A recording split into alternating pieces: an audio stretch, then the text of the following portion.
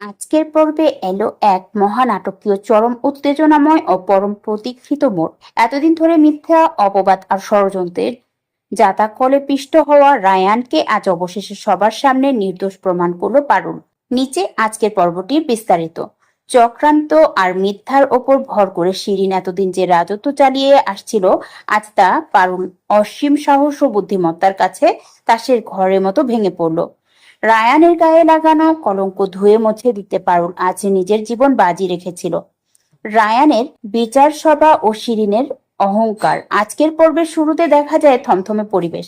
রায়ানের ওপর ওঠা মিথ্যা অভিযোগ ও অপবাদের চূড়ান্ত সিদ্ধান্তের জন্য পুরো পরিবার ও বিশিষ্টজনেরা ড্রয়িং রুমে একত্র হয়েছেন। শিরিন তার চিরাচরিত্র কুটিল হাসিয়া নাটুকে কান্না দিয়ে সবাইকে বিশ্বাস করানোর চেষ্টা করছিল যে রায়ানই সব অপরাধের মূল। রায়ান এক কোণে মাথা নিচু করে চুপচাপ দাঁড়িয়েছিল। নিজের পরিবারের মানুষের চোখেই অবিশ্বাস দেখে তার বুকটা ভেঙে যাচ্ছিল। শিরিন মনে মনে বিজয় উৎসব পালন করছিল, কারণ সে ভেবেছিল তার চক্রান্তের সব প্রমাণ সে আগেই মিটিয়ে দিয়েছে। শিরিনের অহংকার করে রায়ানকে উদ্দেশ্য করে বলে, আজ আর কোনো অজুহাত তোকে বাঁচাতে পারবে না রায়ান। সমাজ আর পরিবারের সামনে তোর আসল চেহারাটা আজ উন্মোচিত হলো। পারুলের নাটকীয় প্রবেশ ও সত্যের প্রমাণ। ঠিক যখন রায়ানের বিরুদ্ধে সবাই সিদ্ধান্ত নিতে যাবে, তখনই সশব্দে ঘরে দরজা খুলে ভেতরে প্রবেশ করে পারুল। পারুলের চোখ মুখ ছিল এক অদ্ভুত তেজ আর আত্মবিশ্বাস। পারুলকে দেখে শিরিনের চেহারা মুহূর্তের জন্য ফ্যাকাশে হয়ে যায়, কিন্তু সে নিজেকে সামাল দিয়ে চেঁচিয়ে ওঠে, পারুল, তোর সাহস তো কম নয়! একটা অপরাধীকে বাঁচাতে তুই আবার এই বাড়িতে পা দিয়েছিস! পারুল শান্ত অথচ দৃঢ় পদে হেঁটে সবার সামনে গিয়ে দাঁড়ায়।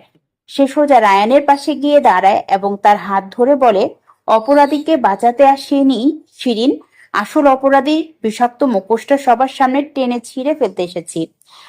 পারুল তার শাড়ির আঁচল থেকে একটি প্যানড্রাইভ ও কিছু গোপন নথিপত্র বের করে ঘরের বড় প্রজেক্ট স্ক্রিনে সবার সামনে তুলে ধরে। প্রজেক্টরের পর্দায় শিরিনের মুখোশ উন্মোচন। ঠিক এই মুহূর্তে ঘটে যায় আজকের পর্বের সবচেয়ে হাই ভোল্টেজ দৃশ্য। পারুলের প্লে করে দেয় একটি গোপন সিসিটিভি ফুটেজ ও কল রেকর্ড। পর্দায় ভেসে ওঠে শিরিনের সেই গোপন অপরাধের দৃশ্য। কিভাবে সে জাল নথিপত্র তৈরি করেছিল, কিভাবে অনুচারীদের টাকা দিয়ে রায়ানকে ফাঁদে ফেলেছিল, এবং কিভাবে রায়ানের সাক্ষ্য নকল করে সব দোষ তার উপর চাপিয়ে দিয়েছিল। শুধু তাই নয়, অডিও রেকর্ডিং এ শিরিনের নিজের কণ্ঠে শোনা যায় তার ভয়ঙ্কর ষড়যন্ত্রের স্বীকারোক্তি।